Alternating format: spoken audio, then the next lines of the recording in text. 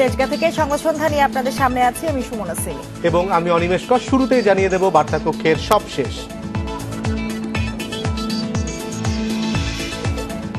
Reserve চুরির তদন্তে 6 দেশের 56 জনের সম্পৃক্ততা পেয়েছে সিআইডি। অভিযোগপত্র আসছে 8 প্রতিষ্ঠানের নাম। সাতক্ষীরায় শেখ হাসিনার গাড়ি বহরে হামলা মামলায় 50 আসামির সবার সাজা। বিএনপির সাবেক এমপি হাবিব সহ 3 জনের 10 বছর কারাদণ্ড।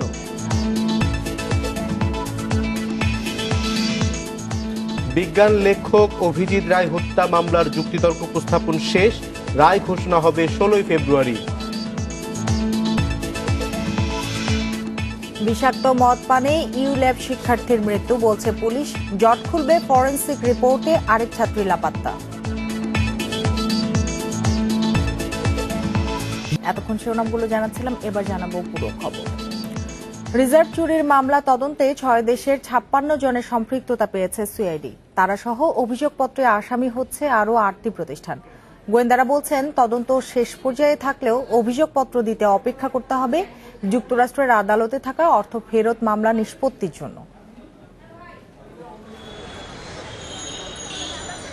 বাংলাদেশ ব্যাংকের রিজার্ভে চুরির ঘটনায় মানি লন্ডারিং আইনে মতিঝিল থানায় মামলা হয় 2016 সালের 15 মার্চ। পরে মামলাটি তদন্তের দায়িত্ব পায় সিআইডি। ফরেনসিক পরীক্ষার মাধ্যমে এতে জড়িতদের শনাক্ত করার চেষ্টা করে তারা। বাংলাদেশ, ফিলিপাইন, চীন, শ্রীলঙ্কা, ভারত, জাপানের মতো দেশের বিভিন্ন সংস্থার কাছে চাওয়া হয় সন্দেহভাজনদের তথ্য। সহায়তা নেওয়া হয় ইন্টারপোলেরও। প্রায় 5 বছরের তদন্তে রিজার্ভ চুরির 56 জনের সম্পৃক্ততা পেয়েছে সিআইডি। এর মধ্যে আছেন বাংলাদেশ ব্যাংকের 7, ফিলিপাইনের 30, শ্রীলঙ্কার 7, চীনের 3, ভারতের 3, জাপানের 1 ও সুইফট কর্মকর্তা 5 জন। সম্পৃক্ততা মিলেছে ফিলিপাইনের 7 ও শ্রীলঙ্কার একটি প্রতিষ্ঠানেরও। ফিলিপিনো আছে, শ্রীলঙ্কান আছে, জাপানিজ আছে, চায়নার আছে, একটা গ্রুপ যারা করেছিল, টাকাটা নিয়েছিল।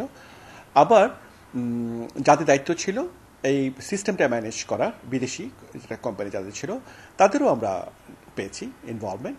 এবং আমরা তদন্ত পর্যায়ে আমরা আবার দেখেছি যে আমাদের যেসব অফিসাররা আছে এখানে যাদের দায়িত্ব ছিল তাদের দায়িত্বের মধ্যে কোনো ক্রিমিনাল ইন্টেন্ট ছিল কিনা।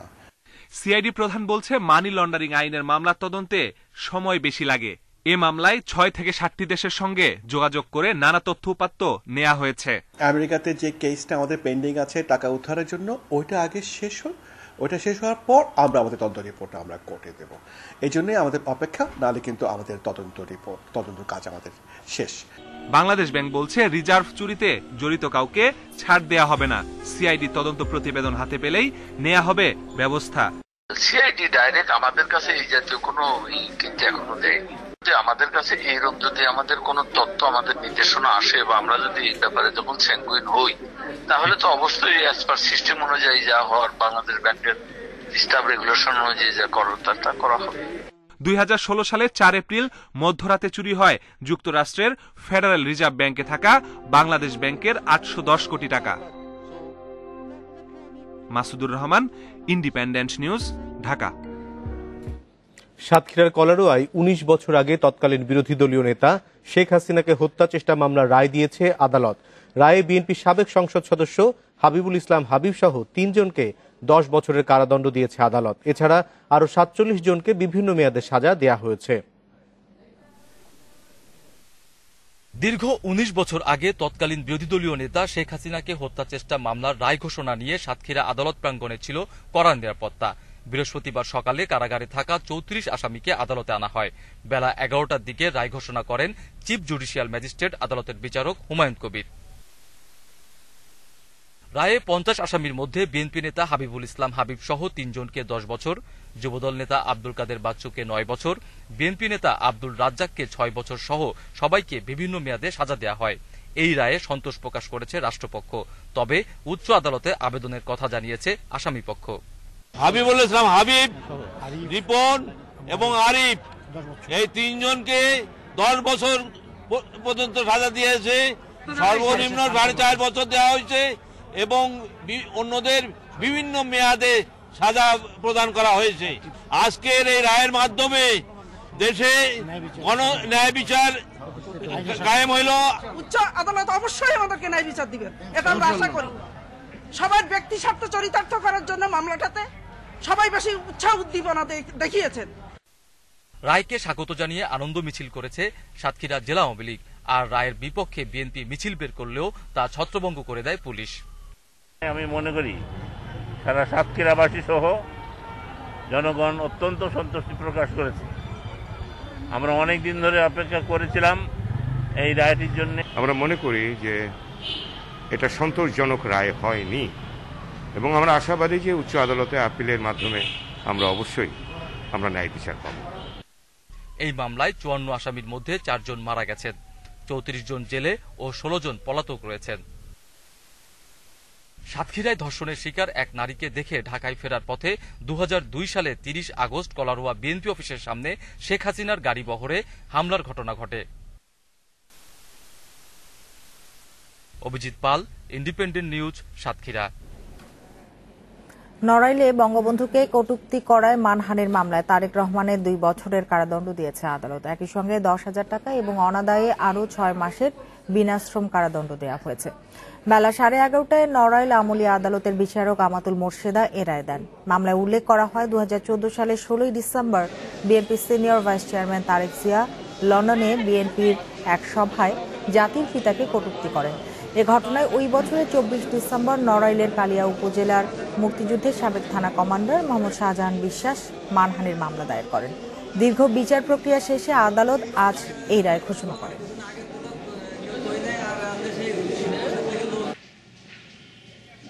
BNP senior vice president Tarique জিয়ার 2 বছর বিনাশ্রম কারাদণ্ড, 10,000 টাকা জরিমানা, অনাদায়ে আরও 6 মাসের কারাদণ্ডের আদেশ বিচারক প্রদান করেছেন এবং তার গ্রেপ্তারের সময় থেকেই এই রায় কার্যকরী হয়। অল্প খরচে অধিক মাত্রায় ফসল উৎপাদন করতে অঞ্চলভিত্তিক ম্যাপিং ও পরিকল্পনার প্রয়োজন বলে জানিয়েছেন প্রধানমন্ত্রী শেখ হাসিনা। সকালে গণভবন থেকে ভিডিও কনফারেন্সের মাধ্যমে কৃষি বিষয়ক বইয়ের মোড়ক উন্মোচন অনুষ্ঠানে একথা জানান তিনি। এ সময় প্রধানমন্ত্রী গবেষকদের দুর্যোগ সহনীয় ফসল উৎপাদনেরও আহ্বান জানান। গণপ্রজাতন্ত্রী বাংলাদেশ সরকারের মাননীয় প্রধানমন্ত্রী সেরা 100 কৃষি প্রযুক্তির বর্ণনা নিয়ে লেখা বই প্রকাশ করেছে বাংলাদেশ কৃষি গবেষণা কাউন্সিল BARC। বৃহস্পতিবার সকালে কৃষি মন্ত্রণালয়ের এই বইয়ের মোড়ক উন্মোচন অনুষ্ঠানে গণভবন থেকে যোগ দেন প্রধানমন্ত্রী শেখ হাসিনা। অনুষ্ঠানে প্রধানমন্ত্রী বলেন, গবেষণা ছাড়া একটি দেশের উন্নতি সম্ভব নয়। সরকার শুরু থেকেই কৃষি গবেষণাকে গুরুত্ব দিয়ে এসেছে। কৃষি প্রযুক্তি ব্যবহারের ক্ষেত্রেও নানা নির্দেশনা দেওয়া হয়েছে। ব্যবসা নয়, দেশের মানুষের জন্য কাজ করাই সরকারের মূল লক্ষ্য বলেও জানান প্রধানমন্ত্রী। 96 সালে আমরা যখন সরকারে আসি তখন থেকে আমাদের প্রচেষ্টা ছিল কিভাবে বাংলাদেশকে আমরা খাদ্যের স্বয়ংসম্পূর্ণ করব। কারণ আমরা ব্যবসা করতে আসিনি, আমরা দেশের মানুষের জন্য কাজ করতে এসেছি। 1996 সালে 40 লক্ষ মেট্রিক টন খাদ্য ঘাটতি ছিল যখন আমি সরকার গঠন করি, তখন থেকে আমাদের প্রচেষ্টা ছিল। প্রধানমন্ত্রী বলেন, সরকার গঠনের পর থেকে কৃষির উৎপাদন বৃদ্ধি, সম্প্রসারণ, বাজারজাতকরণের পাশাপাশি নানা পদক্ষেপ নেওয়া হয়। বর্তমানে চলছে সেসব বাস্তবায়নের কাজ। পরে তিনি দেশের গবেষকদের মাটি, আবহাওয়া ও পরিবেশ গবেষণার মধ্য দিয়ে অঞ্চলভিত্তিক উৎপাদন বৃদ্ধির আহ্বান জানান। আমাদের কৃষি পণ্য যাতে মানসম্মত করা যায় তার জন্য পরীক্ষাগার আরও তৈরি করা দরকার। সেই সাথে আমাদের অঞ্চল ভিত্তিক পরীক্ষাগার নির্মাণ প্রয়োজন। দেশের মাটির উর্বরতা এবং পরিবেশ বিবেচনা করে আমাদের কোন অঞ্চলে কোন ফসল সবথেকে ভালো এবং বেশি উৎপাদন এবং উন্নত মানের উৎপাদন হতে পারে তারও একটা জোন ম্যাপ করা দরকার। প্রধানমন্ত্রী বলেন, আওয়ামী লীগ সরকার কৃষকদের সব ধরনের সুযোগ সুবিধা দিয়েছে। সারের দাম কমানোর পাশাপাশি ব্যবস্থা করা হয়েছে নানা ঋণেরও। করোনায় দেশে যেন খাদ্য ঘাটতি না হয় সেদিকেও জোর দেওয়া হয়েছে বলে জানান সরকার প্রধান। নূরে জান্নাত, ইন্ডিপেন্ডেন্ট নিউজ। বিএনপির ষড়যন্ত্রের রাজনীতি গণতন্ত্র বিকাশের পথে প্রধান বাধা বলে মন্তব্য করেছেন আওয়ামী লীগের সাধারণ সম্পাদক ওবায়দুল কাদের। সকালে সরকারি বাসভবন থেকে ব্রিফিংয়ে এ মন্তব্য করেন তিনি। ওবায়দুল কাদের বলেন, গণতান্ত্রিক যাত্রায় সরকারের পাশাপাশি বিরোধী দলের ভূমিকা খুবই গুরুত্বপূর্ণ। সরকার বিষয়টি গুরুত্বের সাথে বিবেচনা করে। দলটিকে দায়িত্বশীল ও শক্তিশালী বিরোধী দল হিসেবে সরকার দেখতে চায় বলেও জানান তিনি।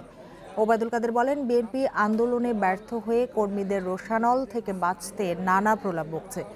ইকোনমিস্ট ইন্টেলিজেন্সের গণতন্ত্র সূচক প্রতিবেদনে বাংলাদেশ আরও 4 ধাপ এগিয়েছে উল্লেখ করে আওয়ামী লীগের সাধারণ সম্পাদক বলেন, এর মধ্য দিয়ে সরকার তার অগ্রযাত্রার বিশ্ব স্বীকৃতি পেল।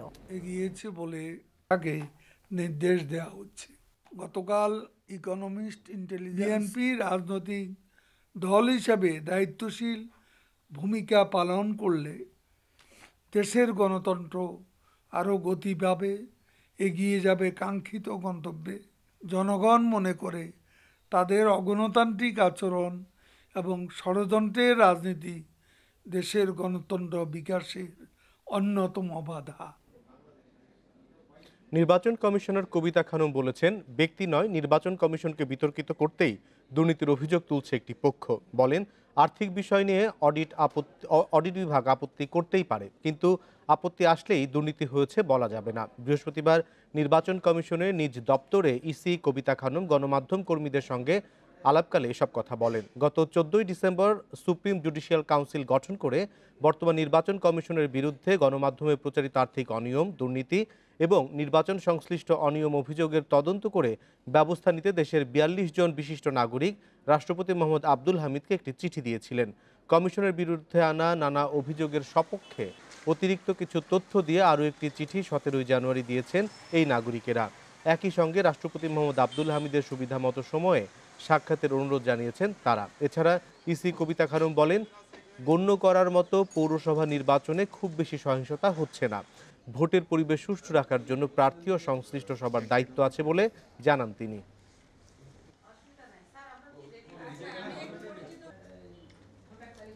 আমি যে খরচটা করেছি, যে খাতে খরচ করা উচিত ছিল সেই খাতে আমরা ঠিকমতো খরচ করেছি কিনা বা অনুমোদন ছিল কিনা, এই বিষয়গুলো কিন্তু অডিট আপত্তিতে দেখা হয়। অডিট আপত্তি তো প্রত্যেকটা প্রতিষ্ঠানেই আসতে পারে, এটা মানে এটা নয় যে একেবারে আমরা দুর্নীতি সঙ্গে এটা সম্পৃক্ত করে দেওয়া, আমি মনে করি না। যে সংবাদ সন্ধ্যার এই পর্যায়ে একটি বিরতি, ফির বড় খবর নিয়ে সাথে থাকুন। বিরতির পর ফিরে এলাম সংবাদ সন্ধ্যায়। জানিয়ে দেব আরো কিছু খবর। সিআইডির ফরেনসিক রিপোর্ট পেলেই জট খুলবে ইউল্যাব শিক্ষার্থীর মৃত্যু রহস্যের। তবে প্রাথমিক তদন্ত শেষে পুলিশ বলছে, ধর্ষণ নয়, বিষাক্ত মদ পানেই মৃত্যু হয়েছে ওই শিক্ষার্থীর। গ্রেপ্তার 2 আসামির কাছ থেকে মিলেছে নানা তথ্য, বাকিদের ধরতে চলছে অভিযান। এই ঘটনায় উত্তরার ব্যাম্বু রেস্টুরেন্টের 4 জনকে গ্রেপ্তার করেছে পুলিশ। গত 30 জানুয়ারি রাত 10টা মোবাইল ফোনে ধারণকৃত ছবিতে দেখা যাচ্ছে 4 বন্ধুসহ উত্তরার ব্যাম্বু রেস্টুরেন্টে মদ পান করছেন ইউল্যাব শিক্ষার্থী, সেই সঙ্গে নাচ গান। অতিরিক্ত মদ্যপানে এক পর্যায়ে অসুস্থ হয়ে পড়েন ওই ছাত্রী। পরে বন্ধু রাইহান তাকে নিয়ে যায় মোহাম্মদপুরে বান্ধবী নুজহাতের বাসায়। সেখানে ওই ছাত্রীর সঙ্গে অবৈধ সম্পর্কে লিপ্ত হন তিনি। রবিবার সকালে ওই ছাত্রীর শারীরিক অবস্থার অবনতি হলে তাকে প্রথমে ইবনে সিনা হাসপাতালে ভর্তি করা হয়। সেখান থেকে আনোয়ার খান মডার্ন হাসপাতালে স্থানান্তর করা হলে চিকিৎসাধীন অবস্থায় রবিবার মৃত্যু হয় তার। তারা প্রায়ই তাদের বাসায় অন্য বাসায় তারা মিলিত হয়, প্রায়ই, এবং তারা এটা আমরা স্বীকার করেছেন যে যাদেরকে আমরা রিমান্ডে এনেছি দুইজনই স্বীকার করেছেন যে এটা কোনো ধর্ষণ না, এটা তাদের ঘনিষ্ঠ ফ্রেন্ড, এবং 1 বছর ধরে তারা প্রেম করছেন। প্রেমের প্রেক্ষিতে তারা প্রায়ই রাত্রি যাপন করেন। অতিরিক্ত মদ্যপানের কারণেই 2 জনের মৃত্যু হয়েছে বলে আমরা প্রাথমিকভাবে প্রমাণ পেয়েছি। এদিকে উত্তরার পার্টি শেষে গভীর রাতে গুলশানে আরেক পার্টিতে যোগ দেন নেহা এবং আরাফাত। সেখান থেকে মাওয়া গেলে অসুস্থ হয়ে পড়েন আরাফাত, পরে মারা যান তিনি। পুলিশ 2 জনকে গ্রেপ্তার করলেও এখনো নেহার খোঁজ মেলেনি। যারা এই লোকগুলির কাছে এই মদটা বিক্রি করেছেন এবং এই যে একটা অবৈধ মদ এবং যেটা কোনো ইয়ে নাই, তাদের কোনো মেয়াদ নাই বা এটা বিষাক্ত যে মদটা যারা বিক্রি করেছেন তাদের বিরুদ্ধে ব্যবস্থা নেওয়া হবে। বিভিন্ন কিছু মিলে আমাদের কাছে প্রাথমিক প্রমাণ হয়েছে অতিরিক্ত মদ্যপান, বিষাক্ত মদ্যপানই মৃত্যুর জন্য প্রধান দায়ী। এ ঘটনার পর উত্তরার ওই রেস্টুরেন্টে অভিযান চালিয়ে মদ ও বিয়ারের খালি বোতল উদ্ধার করে পুলিশ। পরে মাদকদ্রব্য নিয়ন্ত্রণ আইনে মামলা করা হয়। উক্ত রেস্টুরেন্টে অভিযান পরিচালনা করে মদের খালি বোতল এবং বিয়ারের খালি ক্যান উদ্ধার করি। পরবর্তীতে আমরা এই রেস্টুরেন্টের বিরুদ্ধে মাদকদ্রব্য নিয়ন্ত্রণ আইনের 38 ধারা মোতাবেক আইনগত ব্যবস্থা গ্রহণ করি। নিহত ছাত্রীর বাবার করা মামলায় গ্রেপ্তার দুজনের 5 দিনের রিমান্ড মঞ্জুর করেছেন আদালত। Biprajit Chanda, Independent News, Dhaka. বগুড়ায় বিষাক্ত মদ পানে 12 জনের মৃত্যুর ঘটনায় শহরের নাটাইপাড়ায় করতোয়া হোমিও হল ও ল্যাবরেটরিতে অভিযান চালিয়ে বিপুল পরিমাণ ইথাইল জব্দ করা হয়েছে। এছাড়া অন্যান্য রাসায়নিক দ্রব্যের পাশাপাশি হোমিওপ্যাথিক ওষুধ তৈরির উপকরণ জব্দ করেছে পুলিশ। বগুড়া পুলিশের অতিরিক্ত পুলিশ সুপার ফয়সাল মাহমুদ জানিয়েছেন, গত কয়েকদিন ধরে মাদক বিরোধী যে অভিযান চলছে তারই অংশ হিসেবে গ্রেপ্তার করতোয়া হোমিও হলের মালিক মোহাম্মদ সাইদুল আলম সবুরের ল্যাবরেটরিতে অভিযান চালানো হয়। এদিকে বগুড়ায় বিষাক্ত মদ পানের মৃত্যুর ঘটনায় করা মামলায় 4 আসামিকে 2 দিনের রিমান্ডে নিয়েছে পুলিশ। ইথাইল অ্যালকোহল পেয়েছি প্রায় 1500 লিটারের মতো। এছাড়াও আরো অনেক ধরনের কেমিক্যালস আছে, আমরা সেগুলো যাচাই বাছাই করে দেখব এবং মামলা তদন্ত স্বার্থে সেগুলো ব্যবহার হতে পারে। বিজ্ঞান লেখক অভিজিৎ রায় হত্যা মামলার রায় ঘোষণা হবে 16 ফেব্রুয়ারি। ঢাকা সন্ত্রাস বিরোধী বিশেষ ট্রাইব্যুনালের বিচারক মুজিবুর রহমানের আদালত এই আদেশ দেন। 2015 সালের 26 ফেব্রুয়ারি বইমেলা চলাকালে ঢাকা বিশ্ববিদ্যালয়ের টিএসসি এলাকায় অভিজিৎ রায়কে কুপিয়ে হত্যা করা হয়। 2019 সালের 28 অক্টোবর অভিজিৎ রায়ের বাবা অজয় রায়ের সাক্ষ্য গ্রহণের মধ্য দিয়ে এ মামলা সাক্ষ্য গ্রহণ শুরু হয়। মামলায় 34 জন সাক্ষীর মধ্যে বিভিন্ন সময় 28 জন সাক্ষ্য দেয়। চলতি বছরের 21 জানুয়ারি মামলার সাক্ষ্য গ্রহণ শেষ হয়। মামলার আসামিরা হলেন চাকুরিচ্যুত মেজর সৈয়দ মোহাম্মদ জিয়াউল হক, মোজাম্মেল হোসাইন ওরফে সাইমন, আবু সিদ্দিক সোহেল ওরফে সাকিব ওরফে সাজিদ ওরফে সাহাব, আকরাম হোসেন ওরফে আবির, মোহাম্মদ আরাফাত রহমান ও শফিউর রহমান ফারাবি।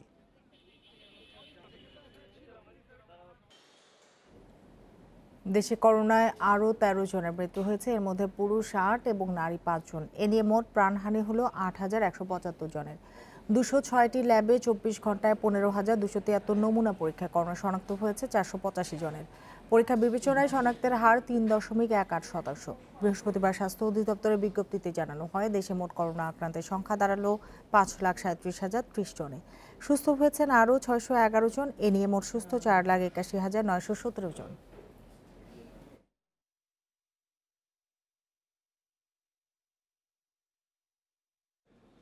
করোনা ভাইরাসের টিকা পেতে 1.5 লাখের বেশি আবেদন জমা পড়েছে বলে জানিয়েছেন স্বাস্থ্যমন্ত্রী জাহিদ মালেক। দেশের সব জেলায় টিকা পৌঁছে গেছে, উপজেলা পর্যায়েও দ্রুত এসব টিকা পাঠানো হবে বলে জানান তিনি। দুপুরে মহাখালীতে জাতীয় ক্যান্সার হাসপাতালে বিশ্ব ক্যান্সার দিবসের অনুষ্ঠানে তিনি এসব কথা বলেন। মন্ত্রী জানান, করোনার টিকা নিয়ে সাধারণ মানুষের মধ্যে একটি মহল বিভ্রান্তি ছড়াচ্ছে। তা সত্ত্বেও এখন মানুষের মধ্যে আস্থা ফিরেছে এবং নিবন্ধন দ্রুত বাড়ছে।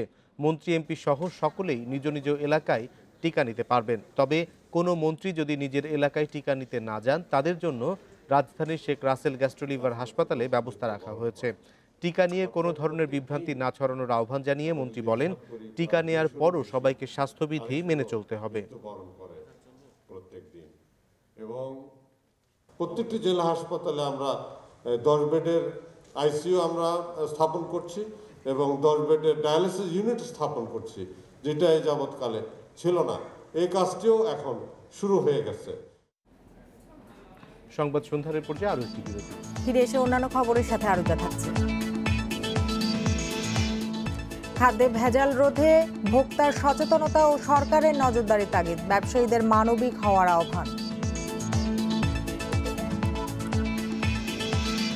ইউএফডি ব্যবহারে ভ্যাট আদায় বেড়েছে প্রায় 25%। ক্রেতাদের উৎসাহিত করতে কাল পুরস্কার দিচ্ছে এনবিআর।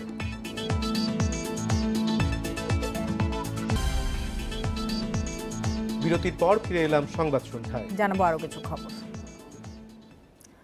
খাদ্যে ভেজাল রোধে ভোক্তাদের সচেতন হওয়ার পাশাপাশি বাড়াতে হবে সরকারের নজরদারি। সকালে রাজধানী তেজগাঁওয়ে আয়োজিত এক গোলটেবিল বৈঠকে এই কথা বলেন বক্তারা।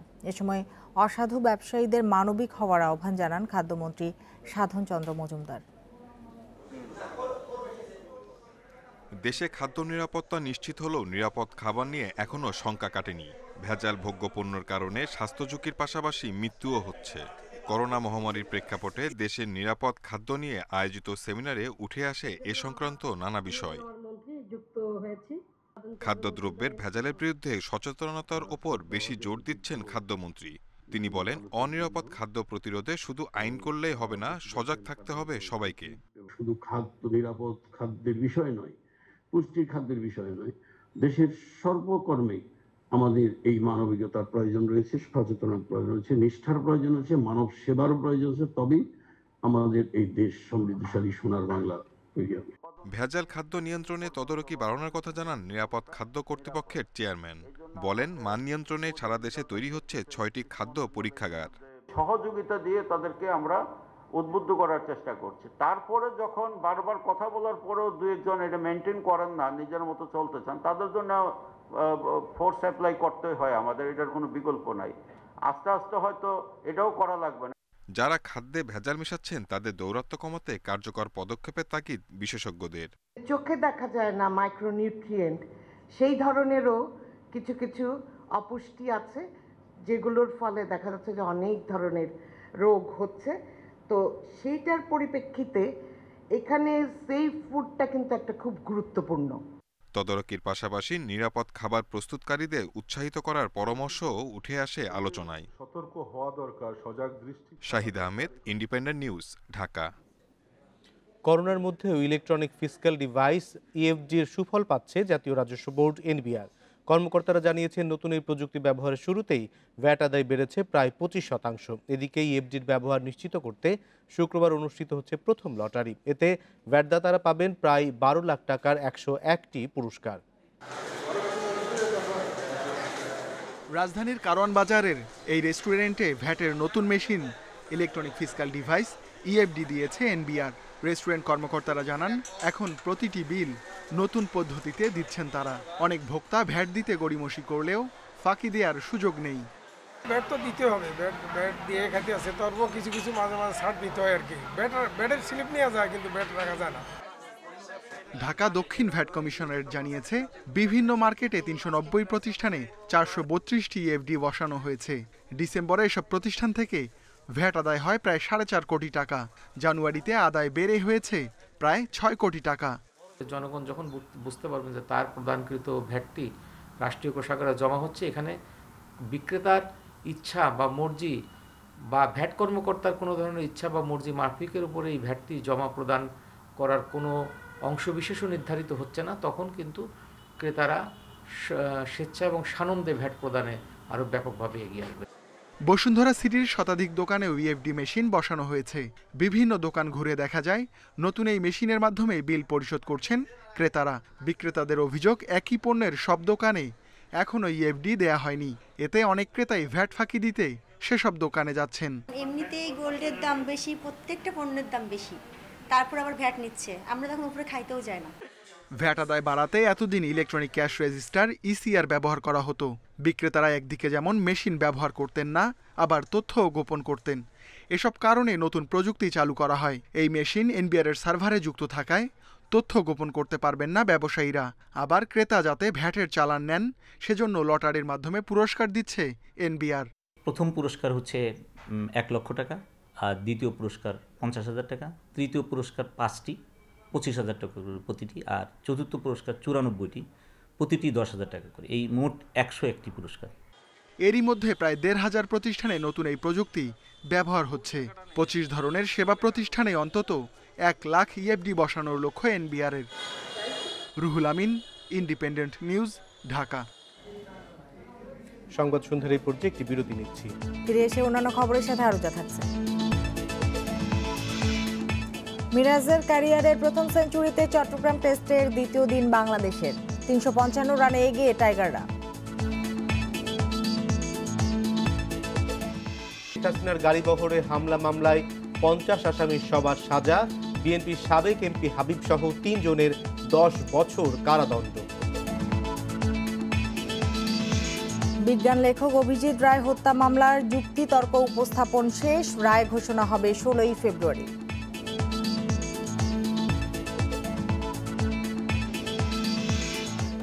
বিষাক্ত মদ পানে ইউল্যাব শিক্ষার্থীর মৃত্যু, বলছে পুলিশ।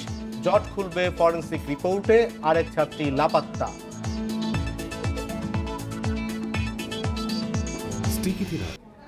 এই ছিল আজকের সংবাদ সন্ধ্যায়। ইন্ডিপেন্ডেন্ট টেলিভিশনের সব খবর আরো বিস্তারিত জানতে চোখ রাখুন ফেসবুক, ইউটিউব এবং টুইটারে। ধন্যবাদ সবাইকে এতক্ষণ সাথে থাকার জন্য।